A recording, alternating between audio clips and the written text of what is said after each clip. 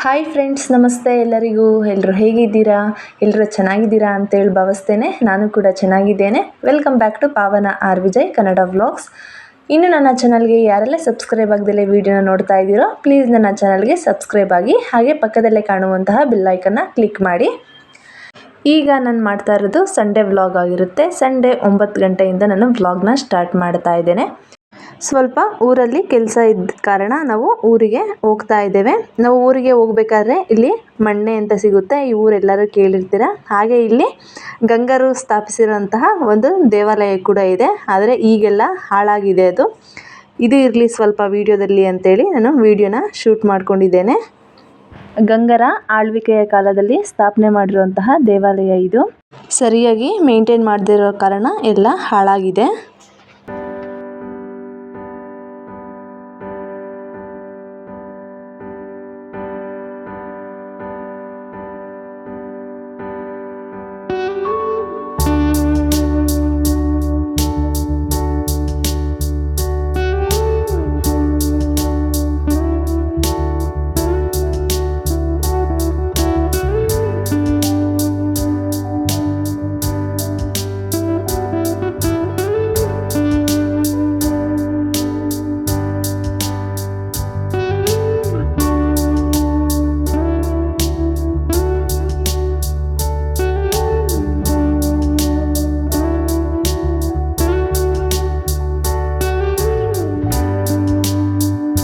ಅದೇ ದಾರಿಯಲ್ಲೇ ಬರ್ತಾ ನಮಗೆ ಇಲ್ಲಿ ಒಂದು ದೇವಸ್ಥಾನ ಸಿಕ್ತು. ಅಂದರೆ ಶಿರ್ಗಾನಹಳ್ಳಿ ಬಸವೇಶ್ವರ ಸ್ವಾಮಿ ದೇವಾಲಯ ಅಂತ. ಇದು ಕೂಡ ತುಂಬ ಪಾಪ್ಯುಲರ್ ಅಂತ ಹೇಳ್ತಾ ಇದ್ರು ವಿಜಯ್ ಅವರು. ಹಾಗಾಗಿ ನಾನು ಇರಲಿ ಅಂತ ಸ್ವಲ್ಪ ಶೂಟ್ ಮಾಡಿಕೊಂಡೆ. ನೆಕ್ಸ್ಟು ನಾವು ನಮ್ಮನೆಗೆ ಹೋಗ್ತಾ ಇದ್ದೇವೆ. ಅಂದರೆ ಹೋಗ್ತಾ ದಾರಿಲಿ ಫಸ್ಟು ನಮ್ಮನೆ ಸಿಗುತ್ತೆ, ನೆಕ್ಸ್ಟು ಅಮ್ಮ ಮನೆ. ಹಾಗಾಗಿ ನಾವು ಫಸ್ಟು ಇಲ್ಲಿ ಅಂದರೆ ಅತ್ತೆ ಮನೆಗೆ ಹೋಗಿಬಿಟ್ಟು ನೆಕ್ಸ್ಟು ಅಮ್ಮ ಮನೆಗೆ ಹೋಗೋಣ ಅಂತ ಅಂದ್ಕೊಂಡು ಇಲ್ಲಿಗೆ ಹೋಗ್ತಾ ಇದ್ದೇವೆ. ಲಾಸ್ಟ್ ಟೈಮು ಅಂದರೆ ಬಸವನ ಜಯಂತಿ ಟೈಮಲ್ಲಿ ನಾವು ಊರಿಗೆ ಬಂದಿದ್ವಿ. ಆಗ ಇಷ್ಟೊಂದೇನು ಮಳೆ ಆಗಿರಲಿಲ್ಲ. ಆದರೆ ಈಗ ಎಲ್ಲ ಕಡೆ ಚೆನ್ನಾಗಿ ಮಳೆ ಆಗಿರೋದ್ರ ಕಾರಣ ವಾತಾವರಣ ತುಂಬಾ ಚೆನ್ನಾಗಿದೆ. ಹಾಗೆ ನಾವು ದಾರಿಲಿ ಹೋಗ್ತಾ ಈ ರೀತಿ ಕೆಂಕರ್ಸಿ ಹೂವು ಅಂತಾರಲ್ಲ, ಅದು ಸಿಕ್ತು. ತುಂಬಾ ಚೆನ್ನಾಗಿದೆ ಹೂವು, ನನಗಂತೂ ತುಂಬ ಇಷ್ಟ. ಅದನ್ನು ಆಗಿನ ಕಾಲದಲ್ಲಿ ಏನಾದರೂ ಫಂಕ್ಷನ್ಸ್ ಇತ್ತು ಅಂತಂದರೆ ಡೆಕೋರೇಷನ್ ಪರ್ಪಸ್ಗೆ ಯೂಸ್ ಮಾಡೋರು. ಲಾಸ್ಟ್ ಟೈಮ್ ಬಂದಾಗ ನಾನು ಮನೆ ಹತ್ರ ಪುದೀನನ ಹೂಣೋಗಿದ್ದೆ.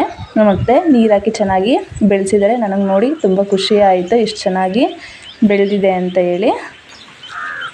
ಬನ್ನಿ ನಾವು ಮನೆ ಹತ್ರ ಇನ್ನೂ ಏನೇನು ಗಿಡಗಳು ಹಾಕ್ಕೊಂಡಿದ್ದೀವಿ ಅಂತೇಳಿ ತೋರಿಸ್ತೇನೆ ಈ ಬ್ಲಾಗಲ್ಲಿ. ಒಂದು ಟಬ್ಬಲ್ಲಿ ಮರಳಾಕಿ ಅಡಿಕೆನೆಲ್ಲ ನಾಟಿ ಮಾಡಿದ್ದಾರೆ. ಹಾಗೆ ಮನೆ ಪಕ್ಕ ಸ್ವಲ್ಪ ಜಾಗ ಇರೋ ಕಾರಣ ಅಡಿಕೆ ಗಿಡಗಳು ಕೂಡ ಹಾಕ್ಕೊಂಡಿದ್ದಾರೆ. ಅಡಿಕೆ ಆಗಲೇ ಎಲ್ಲ ಫಸ್ಲಿಗೆ ಬಂದಿದೆ. ಒಂದು 5 ಗಿಡ ಹಾಕ್ಕೊಂಡಿದ್ದಾರೆ. ಹೊಲಕ್ಕೆ ಇನ್ನೂ ಕಡಲೆ ಬೀಜ ಬಿತ್ತನೆ ಮಾಡಿಲ್ಲ. ಆದರೆ ಮನೆ ಹತ್ರ ಸ್ವಲ್ಪ ಜಾಗ ಇರೋ ಕಾರಣ ಇಲ್ಲಿ ಸ್ವಲ್ಪ ಕಡಲೆ ಬೀಜನ ಹಾಕ್ಕೊಂಡಿದ್ದಾರೆ. ನಾವು ನೆಕ್ಸ್ಟು ಬರೋ ಅಷ್ಟೊತ್ತಿಗೆ ಕಡಲೆಕಾಯಿ ಎಲ್ಲ ಬಿಟ್ಟಿರುತ್ತೆ. ಹಾಗೆ ಇನ್ನೂ ಏನೇನು ಗಿಡಗಳು ಹಾಕ್ಕೊಂಡಿದ್ದಾರೆ ಅಂತೇಳಿ ಈ ವ್ಲಾಗಲ್ಲಿ ತೋರಿಸ್ತೇನೆ. ವಿಡಿಯೋನ ಸ್ಕಿಪ್ ಮಾಡ್ದಲೇ ವಿಡಿಯೋ ಪೂರ್ತಿ ನೋಡಿ ಸಪೋರ್ಟ್ ಮಾಡಿ.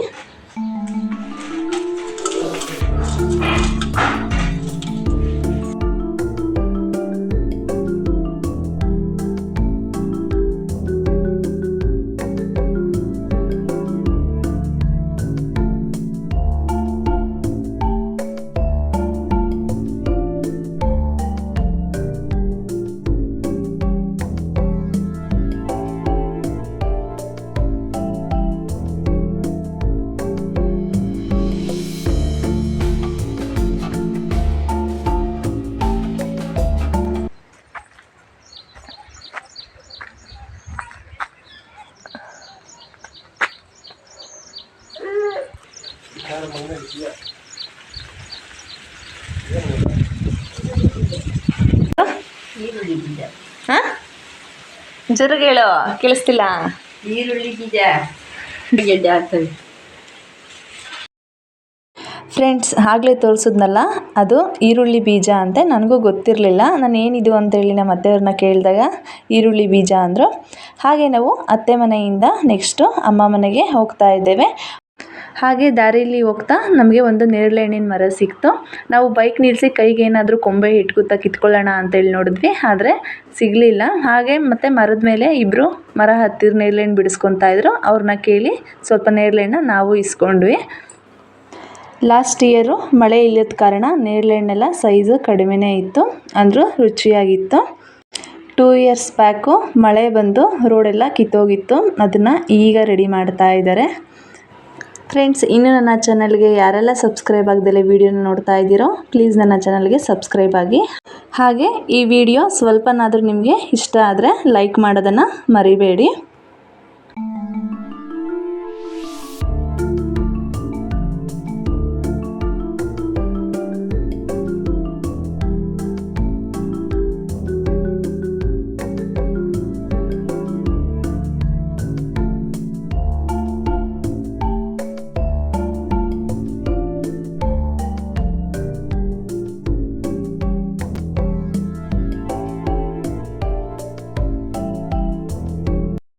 ಹಾಗೆ ನಾವು ಊರಿಗೆ ಹೋಗಬೇಕಾದ್ರೆ ಅನ್ಎಕ್ಸ್ಪೆಕ್ಟೆಡಾಗಿ ದಾರಿ ಮಧ್ಯೆ ಅಕ್ಕನ ಮಗ ಸಿಕ್ಕಿದ.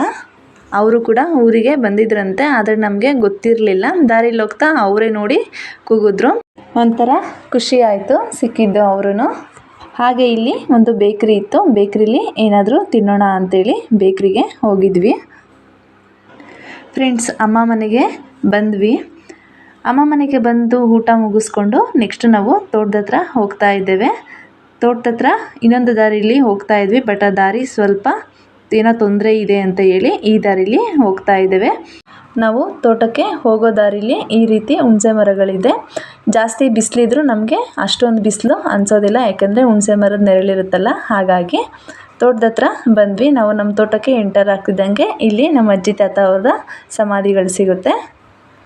ಲಾಸ್ಟ್ ಟೈಮು ಅಮ್ಮ ಮನೆಗೆ ಬಂದಾಗ ನಾನಿಲ್ಲಿ ತೋಟದ ಹತ್ರ ಬಂದು 2 ರೋಸ್ ಗಿಡಗಳನ್ನ ನೆಟ್ಟು ಹೋಗಿದ್ದೆ.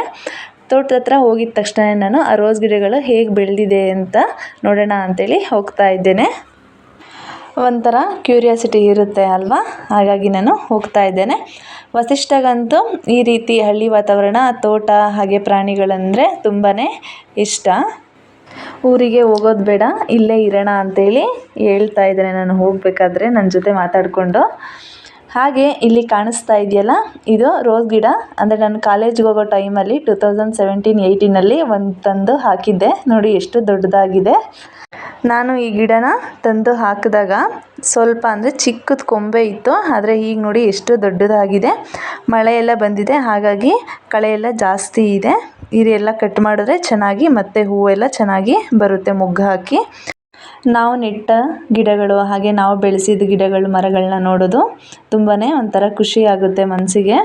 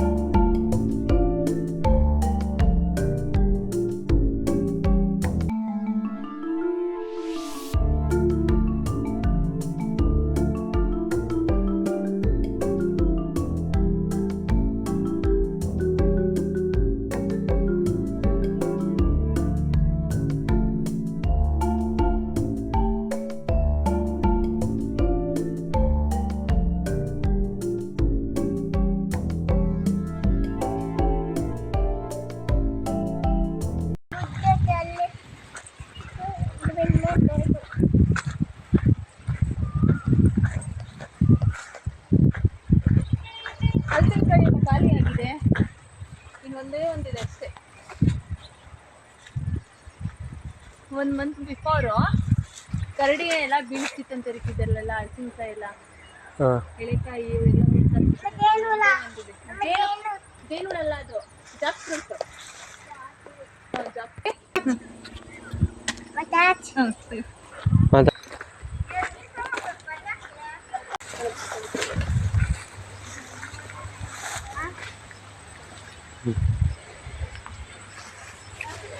ಇಲ್ಲ ಅಲ್ಲಿ ಅಲ್ಲಿ ಕಾಣಿಸ್ತಾ ಇತ್ತಾ? ಕಾಣಿಸ್ತಿಲ್ವಾ?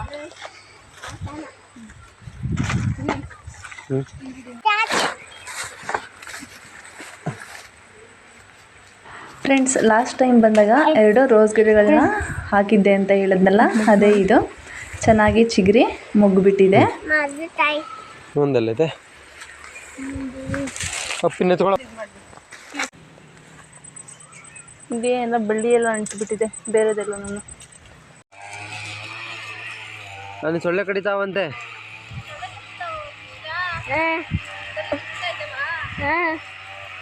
ಗಿಡ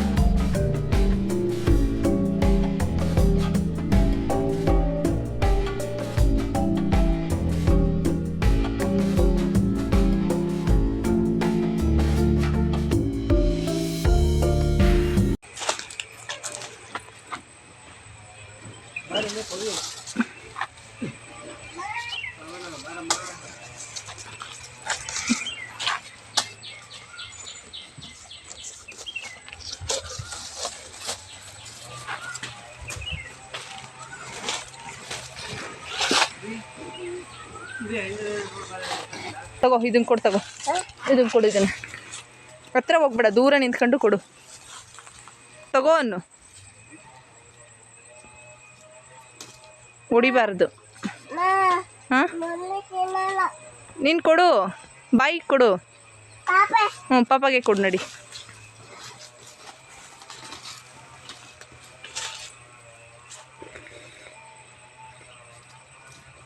ಕೊಡಮ್ಮ, ತಿಂತಾ ಇದೆ ಅದು.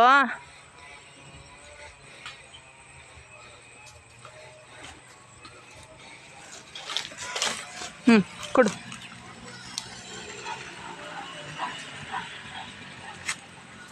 ಬಿಡು ಬಿಡು, ಕೈ ಬಿಡು, ಕೈ ಬಿಡು. ಬಾ, ಅಪ್ಪ ಜುಜಿಕಾಯಿ ಕತ್ತರಿಸ್ತಾ ಇದೆ.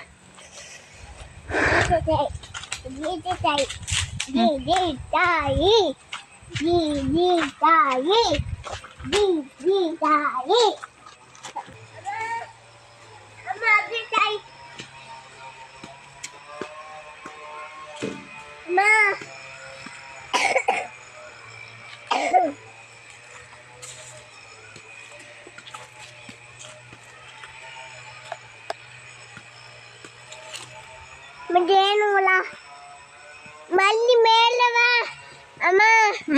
ಮೇಲೆ ಏನು ಮೇಲೆ? ಮೇಲೆ ಜೇನುಹುಳ. ಅದು ಜೇನುಹುಳ ಅಲ್ಲ ಚಿನ್ನಿ, ಜಾಕ್ ಫ್ರೂಟ್. ಎಸ್.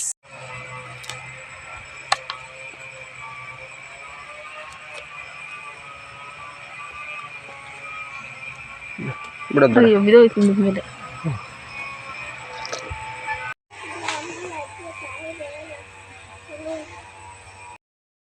ಫ್ರೆಂಡ್ಸ್, ಎಳ್ನೀರು ಕುಡ್ದಿರೋದೆಲ್ಲ ಆಯಿತು. ನೆಕ್ಸ್ಟು ಇಲ್ಲಿ ನಾನು ಹಲಸಿನಕಾಯಿ ಕೀಳೋಣ ಅಂಥೇಳಿ ಹೋಗ್ತಾ ಇದ್ದೇನೆ. ಈಗ ಆಗಲೇ ಹಲಸಿನ ಸೀಸನ್ನು ಎಂಡಾಗೋ ಸೀಸನ್ ಬಂದಿದೆಯಲ್ಲ, ಹಾಗಾಗಿ ಕಾಯಿಗಳೆಲ್ಲ ಬಲ್ತಿರುತ್ತೆ. ವಿಜಯ್ ಅವರು ಊರಿಗೆ ಹೊರಟಿದ್ರು, ಹಾಗಾಗಿ ವಿಜಯ್ ಅವ್ರಿಗೂ ಒಂದು ಕಳ್ಸೋಣ ಅಂಥೇಳಿ ಹಲಸಿನಕಾಯಿ ಕಿತ್ಕೊತಾ ಇದ್ದೇವೆ ಇಲ್ಲಿ.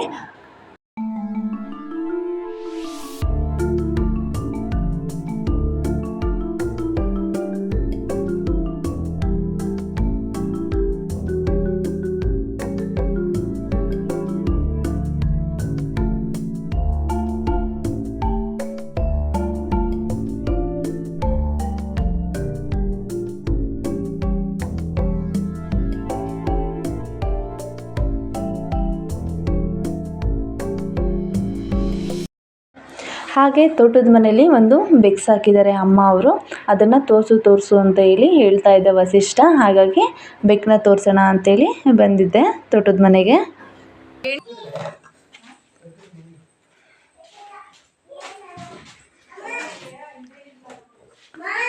ಹಾಂ ವಸಿಷ್ಠ, ನಿನ್ನ ಸೈಕಲ್ ನೋಡಿ ಇಲ್ಲಿದೆ.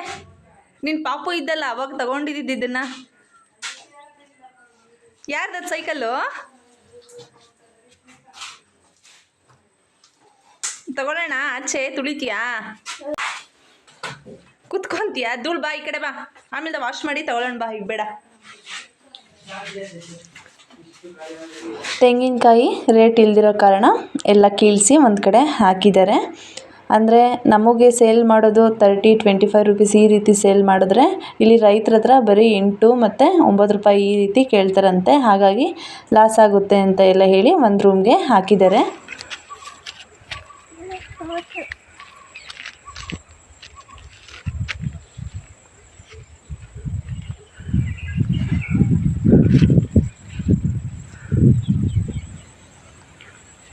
ಒಂದು ವಾರಕ್ಕಿಂತ ಮುಂಚಿತವಾಗಿ ಗಾಳಿ ಮಳೆ ಜಾಸ್ತಿ ಇರೋ ಕಾರಣ ಬಾಳೆಗೊನೆ ಮುರಿದಿತ್ತಂತೆ. ಇದಿನ್ನೂ ಕಾಯಿ ಬಂದಿಲ್ಲ, ಇನ್ನೂ ಸ್ವಲ್ಪ ಕಾಯಿ ಬಲಿಬೇಕಾಗಿತ್ತು. ಹಾಗಾಗಿ ಅದು ಗೊನೆ ಇನ್ನೇನು ವೇಸ್ಟ್ ಆಗುತ್ತೆ ಅಂತ ಹೇಳಿ ಕಟ್ಕೊಂಡು ಈ ರೀತಿ ಒಂದು ಕೊಂಡಿಗೆ ಕಟ್ಟಿದ್ದಾರೆ. ಅದರಲ್ಲಿ ಒಂದು ಹಣ್ಣು ಕೂಡ ಸಿಕ್ತು. ಹಣ್ಣಾದಂಗೆ ಕಿತ್ಕೊಂಡು ತಿನ್ನೋದು ಅಂತ ಹೇಳಿ ಏನು ಕೆಮಿಕಲ್ ಏನು ಇದು ಮಾಡಿಸಿಲ್ಲ, ಹಾಗೆ ಕಟ್ಟಿದ್ದಾರೆ. ಸಂಜೆ ಆಗ್ತಿದ್ದಾಗೆ ಮಳೆ ಕೂಡ ಸ್ಟಾರ್ಟ್ ಆಯಿತು.